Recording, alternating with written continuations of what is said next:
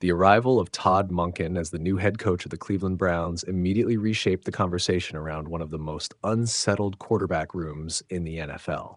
From the outside, a brief interaction between Mina Monken and rookie quarterback Shedeur Sanders sparked speculation that Sanders might already have an inside track to the starting job.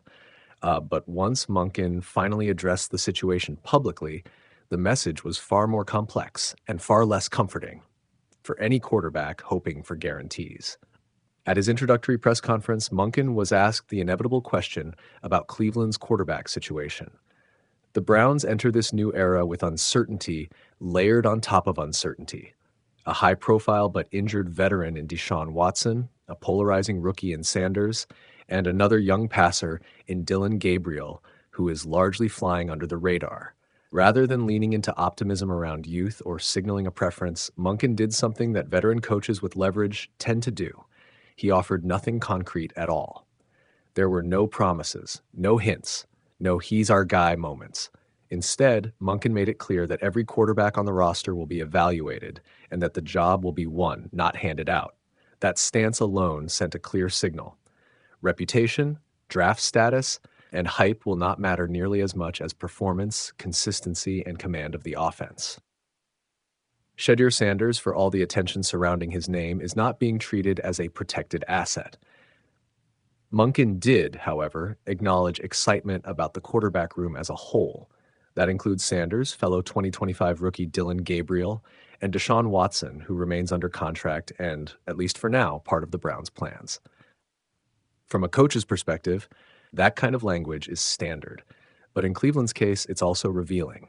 Monken spoke about the room, not an individual. He spoke about competition, not development. And he spoke about traits, not potential. Those distinctions matter. Browns beat reporter Mary Kay Cabot added further context when she explained that Monken is likely to be impressed by Sanders' natural playmaking ability and his point guard mentality. That description fits Sanders well. At his best, he processes quickly, distributes the ball decisively, and plays with confidence that can elevate teammates. Those qualities helped him win the starting job early as a rookie and guide the Browns to 3 wins in 7 starts, a respectable outcome for a first-year quarterback in a dysfunctional offense. But that's only half the story. The other half is harder to ignore.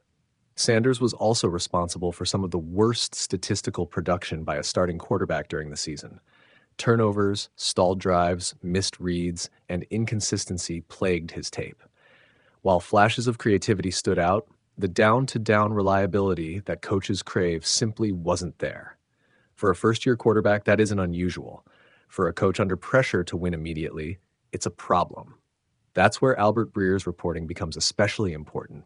According to Breer, Monken said he will be looking for the "it" factor when choosing his Week 1 starter.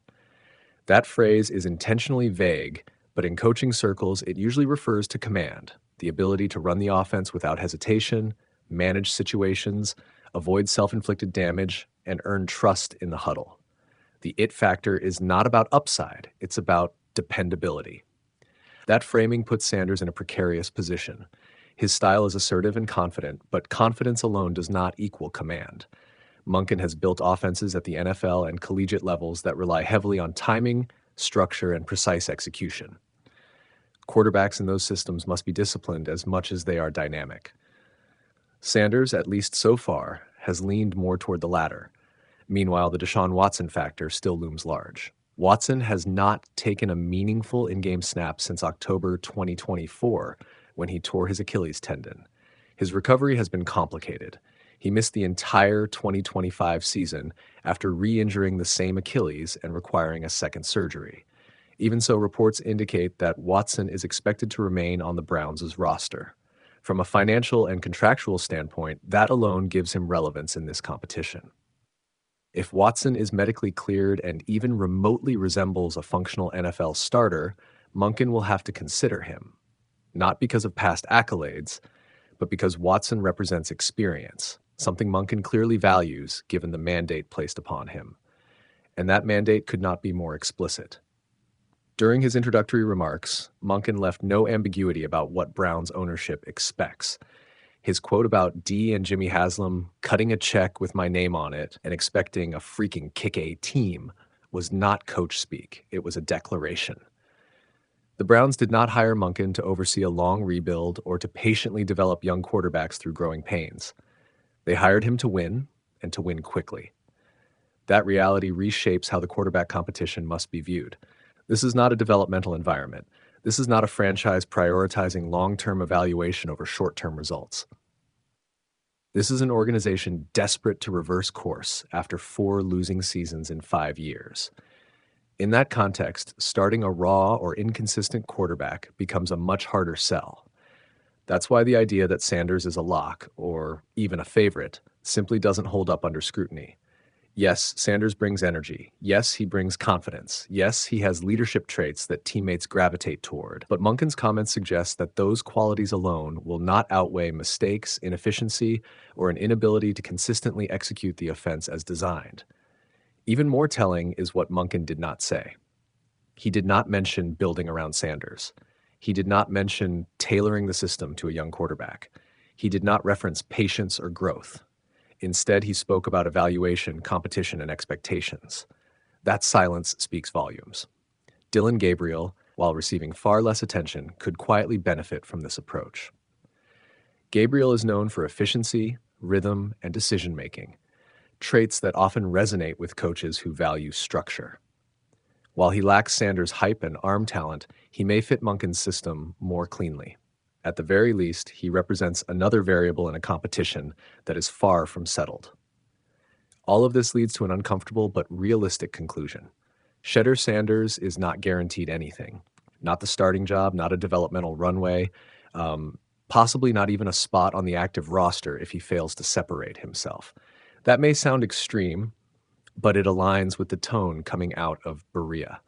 Monken is not coaching to prove a point about youth. He's coaching to survive and succeed in a results-driven environment. For Sanders, that means the margin for error is slim. The confidence that helped him rise quickly can't turn into stubbornness. The creativity that defines his game can't come at the expense of ball security. And the leadership he displays must translate into command of the offense, not just belief in himself. The Browns are not searching for a project. They're searching for stability. As training camp approaches, the quarterback competition will likely become less about potential and more about trust.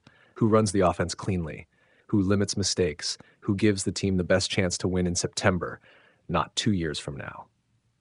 Todd Monken's message, whether intentional or not, was unmistakable. Nothing is promised, everything is earned. And in Cleveland, patience may be the one thing no quarterback can count on.